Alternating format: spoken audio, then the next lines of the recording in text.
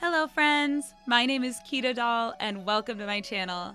Today, I'm going to be looking at the Stardew Valley Treasure Totems to see just how good they are. We're going to take a look at some of the numbers and test these babies out to shed some light on if and when they're worth making and using. If you find this video interesting, please like and subscribe for more like this in the future. Without further ado, let's get into it. With the release of patch 1.6, we saw a bunch of new items, quests, and events for Stardew Valley. Among those items was the Treasure Totem. The new totem is a consumable item that can be used to spawn up to 16 artifact spots in a ring around the user. The artifact spots can only spawn on tillable ground, so any tiles that have been tilled or have obstacles covering them will not spawn an artifact spot.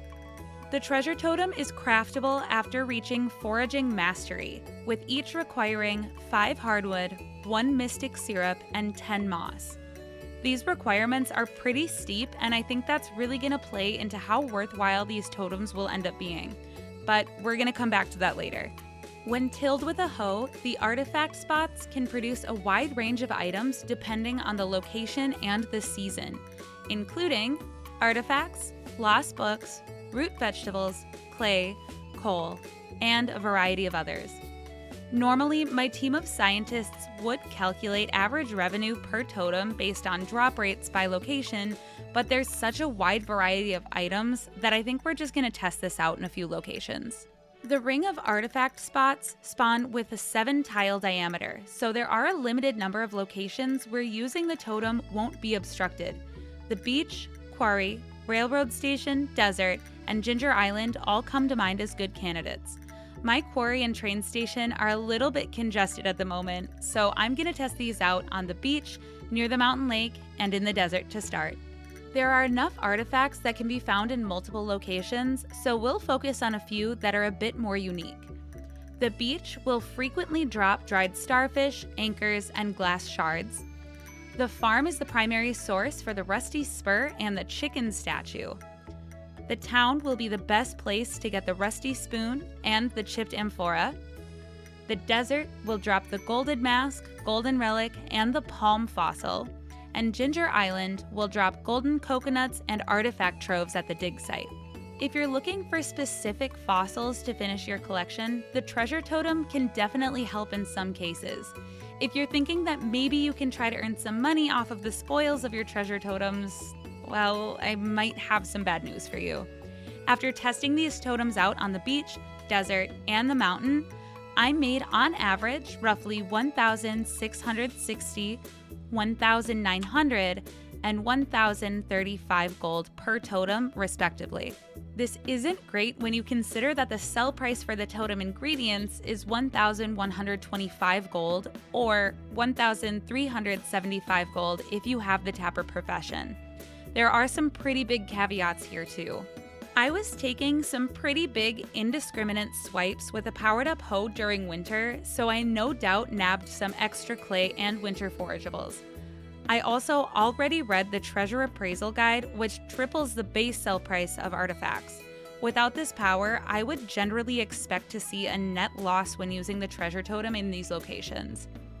The loot could be further improved with the Archaeologist or the generous enchantments on the hoe, but even with that and the 3x sell price on the artifacts, don't expect to see much if any profit. But wait, after being really disappointed with my loot, I took a trip to the Ginger Island dig site to see if the Treasure Totem could redeem itself in a place specifically made for digging. I may have just had luck on my side, but I noticed right away that I was getting what seemed like a lot of Omni Geodes, golden coconuts, and artifact troves. All totaled, I raked in 62 Omni Geodes, 14 golden coconuts, and 4 artifact troves from the artifact spots generated by the 4 treasure totems that I used. Since none of those items actually have a sell price, the gold per totem looks pretty low, with my average gold per totem coming to only 882. Luckily, we can figure out average value for the geode, coconut, and trove from the value and probability of each of their item drops.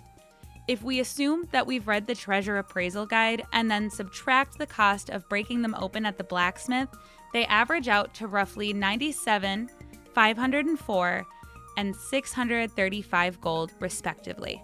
When you factor that in, the gold earned per totem jumped up to 4,775 in my first test case. After that result, I wanted to repeat the test, so I used 10 more totems and looked at the numbers again. After using a total of 14 treasure totems, I ended up with just under 4,200 gold in item value per totem. That's not too bad, but the loot might actually not include many artifacts if that's what you were looking for. They're great for geode minerals though, and you could even trade those Omni geodes for artifact troves at the desert trader to make up for it. Who knows, with all the golden coconuts, you might even pick up some banana tree saplings while you're at it too. Since the alternative is trading 5 dragon teeth for them at the island trader, the banana saplings might be worth more to you than the 850 gold sell price.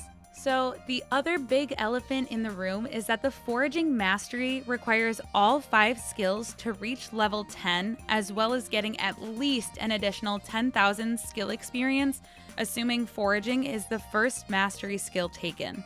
Even for experienced Stardew farmers, achieving this is probably going to be pushed into year 2 on the farm.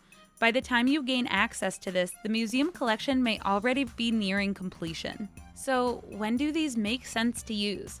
Of course, the last few donations to the museum are always the hardest. These can definitely be used to try to help find those last few artifacts.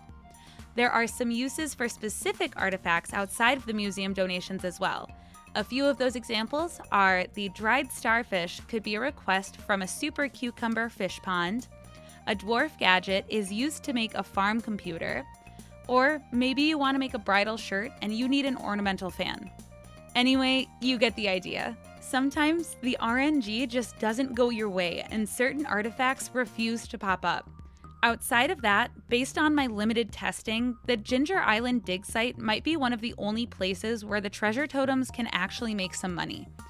It may also be the best location for both geode minerals and artifacts with the abundant Omni geode supply that can be traded for artifact troves. Since this ends up being a pretty late game item, I'd say that the most compelling reason to use these for me personally would be to farm golden animal crackers. This is another new item released with the update 1.6 that increases the production of animals and fish ponds after you choose farming mastery. Depending on how many animals or ponds you want to boost, you might want a lot, and they aren't exactly common drops. The 0.9% chance from the artifact spots looks like one of the most promising ways of stocking up when you can spawn 16 spots at a time with a treasure totem. I just might have to give this one a shot. So have you guys tried the treasure totems? Do you think that they're worth the cost? Did I miss something about them that you think makes them great? Let me know in the comments if you've had any luck with them and whether or not you think they're worth the time and money. If you made it to the end, thank you so much for watching. If you enjoyed the video or learned anything new, please give it a like and subscribe or come say hi to me over on Twitch. Until next time, goodbye!